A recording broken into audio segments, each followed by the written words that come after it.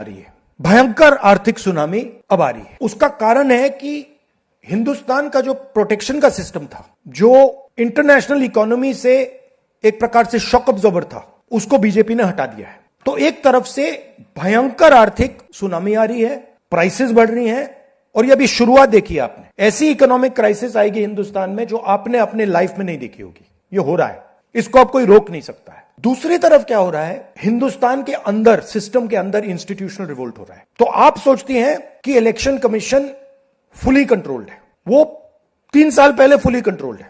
Chief election commissioner के messages मेरे पास आ रहे हैं, head of intelligence system, senior judiciary, सारों के सारे रिवोल्ट कर रहे हैं, इंफॉर्मेशन दे रहे हैं हमें।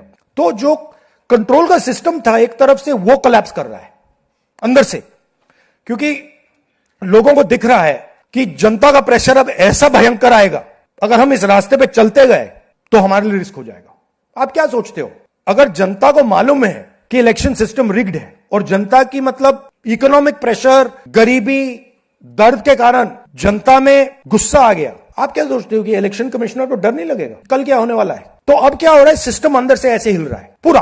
और मैं आपको ये बता दूं कि मेरे पास इंफॉर्मेशन आ रही है, सिस्टम मुझे इंफॉर्मेशन दे रहा है, मोदी जी के बारे में, शाह जी के बारे में, उनके बेटों के बारे में, मिनिस्टर्स के बारे में, अजीत डोवल के बारे में पूरा इंफॉर्मेशन है, धड़ाधड़ धड़ाधड़ धड़ाधड़ हमारे सिस्टम से ही आ रहा है। अब यह हो सकता है कि जनता के प्रेशर को यह सप्रेस करने की कोशिश करें, इमरजेंसी जैसी चीज कर दें, हो सकता है। बट अब हम दूसरी स्टेज में जा रहे हैं। पहले हम फुल कंट्रोल स्टेज में थे, अब ये आउट ऑफ कंट्रोल जा रहा है इनके। मैं मोदी जी के पास जाता हूं, जब मीटिंग में जाता हूं, मैं आपको बताऊं, मेरे पास मोदी जी के पर इतना इंफॉर्मेशन है, मोदी जी जानते हैं, मैं भी जानता हूं।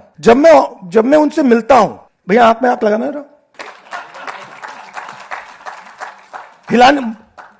हिलना पड़ता है, क्योंकि वो जानते हैं कि जिस सिस्टम को मैंने कंट्रोल किया था वो सिस्टम कोलैप्स कर रहा है और पूरा इंफॉर्मेशन इसको दे रहा है। तो ये डायनामिक चल रही है। और आप देखना, मेरे अंदाजे से, मेरा असेसमेंट है, 1 साल के अंदर मोदी जी प्राइम मिनिस्टर नहीं होंगे।